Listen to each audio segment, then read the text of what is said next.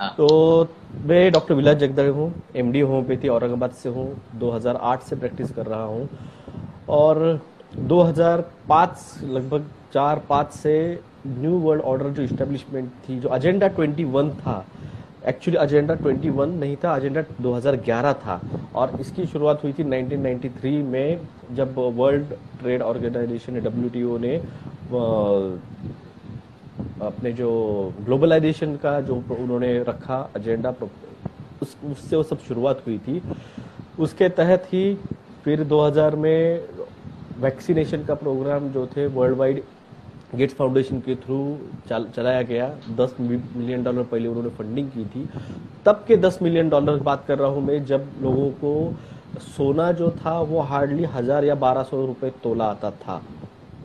तब की बात कर रहा हूँ जब गवर्नमेंट ऑफिसर को पेमेंट ही 3,500-4,000 रुपए पेमेंट रहता था। तो वो टाइम पे $10 मिलियन उसने फंडिंग किए थे। फिर जाके वो एजेंडे के तहत भारत में डिजास्टर मैनेजमेंट एक्ट लगा 2004 का, 2004-2005 का। फिर 2002 में एंथ्रैक्स, 2004 में बर्ड फ्लू, 2007 में 9 में स्पेनिश फ्लू, सॉरी अपना स्वाइन फ्लू। फिर ऐसे अलग अलग बीमारियां वो लाते गए, ट्राई करते गए, मगर उनको ये समझ में आया कि सिस्टम ठीक काम नहीं कर रही है। तो उन्होंने 2010 में उन्होंने क्या किया, उन्होंने एक नई सिस्टम बनाया रॉकफेलर फाउंडेशन का, लॉक स्टेप नाम का। फिर लॉक स्टेप के नाम के तहत उन्होंने किस तरह से पूरे दुनिया भर में state wise, district wise lockdown लगाया जाए, उसका पूरा मास्टर प्लान बनाया।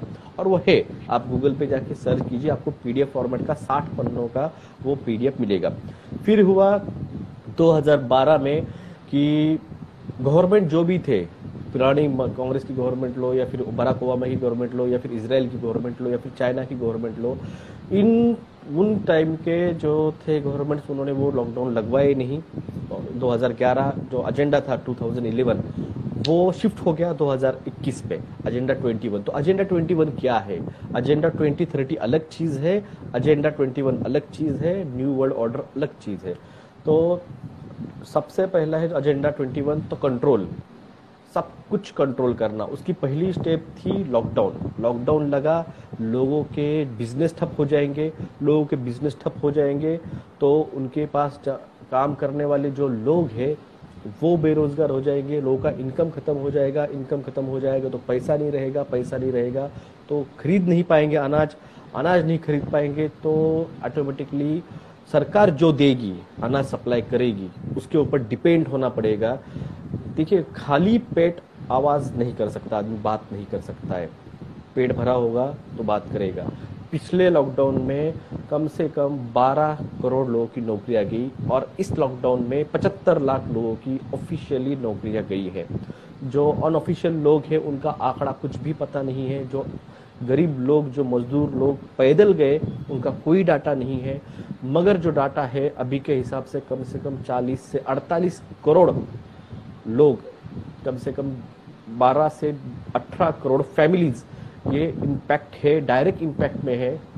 और इसका फिर दूसरा एजेंडा था कंट्रोल। कंट्रोल तो कंट्रोल आता है सेकंड आपका, अभी आपके लाइफ, सांस पे तो कंट्रोल कर ही लिया है। सेकंड आता है आपका लाइवलीहुड, लाइवलीहुड में आता है आपका अनाज। तो अनाज कहाँ से आता है? तो अनाज खेती से। खेती reform bill, agriculture reform bill, वो लाया गया। सेकंड आता है एजुकेशन, आपका एजुकेशन रिफॉर्म बिल लाया गया है इस लॉकडाउन पीरियड में। और लॉकडाउन इसलिए चल रहे हैं कि आप लोग इसके खिलाफ प्रोटेस्ट ना कर पाओ। धारा 144 जो लगाई गई है वो इसलिए लगाई है कि वो आपके खिलाफ प्रोटेस्ट ना कर पाए। अभी मैं उनके साथ लाइव आने के पहले मैंने एक पोस्ट किया है, अगर आप जाके देख सकते हैं तो वहां पे मैंने एक पोस्ट किया है। वहां पे मैंने globalist, the global goals awards और the global goalkeeper award Modi ji को दिया था 2019 के अक्टूबर महीने में बिल गेट्स ने। तब सब लोगों ने उसकी तालियां बजाई थी, थालियां बजाई थी। मगर आप वो ग्लोबलिस्ट गोलकीपर अवार्ड समझे नहीं। ग्लोबलिस्ट गोल है द रिसेट, कंप्लीटली लॉकडाउन लगा के कंप्लीट इकोनॉमी पूरा ठप्पा, पूरा बिजनेस खत्म करके पूरी इकोनॉमिक क्राइसिस करके, पूरा शेयर मार्केट कोलैप्स करके द ग्रेट रिसेट यानी बिल्ड बैक बेटर, ये पूरा का पूरा जो इंफ्रास्ट्रक्चर है, जो पूरा का पूरा सिस्टम है, ये पूरी की पूरी नई तरह से करना। पुरानी सिस्टम क्या है, what is the old world, जहाँ पे आपका जो आता है, वर्ण व्यवस्था आती है, आपका एजुकेशन सिस्टम आती है, आपकी लाइफस्टाइल आती है।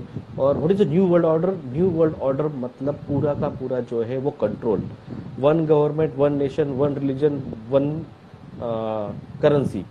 आपकी अब एक बिल रखा गया है लोकसभा में, जो अगले लोकसभा के अधिवेशन में पास होगा, वो है क्रिप्टो करेंसी बिल, यानी आपके जो 100 रुपए के ऊपर के नोट से वो सारे के सारे बंद कर देना, सिर्फ क्रिप्टो करेंसी आएंगी। जिस तरह से बिटकॉइन है, जिस तरह से जो और 2-4 कॉइन्स आते हैं, उस तरह से भारतीय का डिजिटल रुपया आएगा और उसकी मंजूरी दी जाएगी नए बिल में।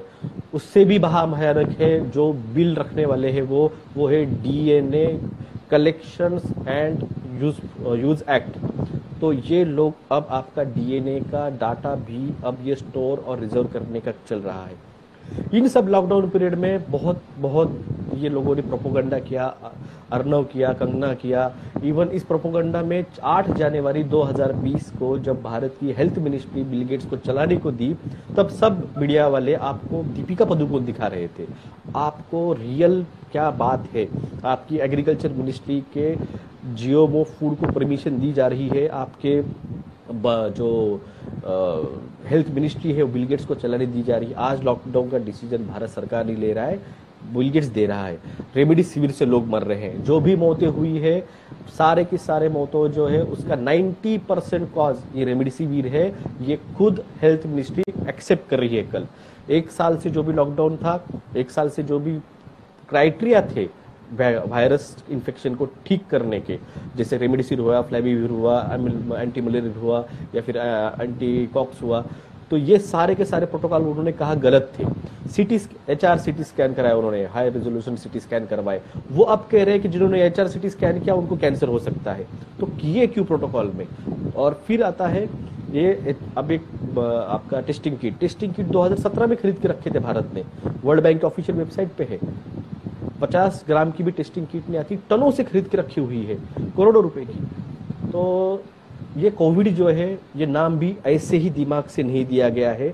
उसका नाम है certificate of vaccine identification 19, certificate of vaccine, यानी जो ID 2020 जो है, जो माइक्रोचिपिंग आपको लगने वाला है हाथ पे, RF चिप, जो कोविड वैक्सीन लेने के बाद में।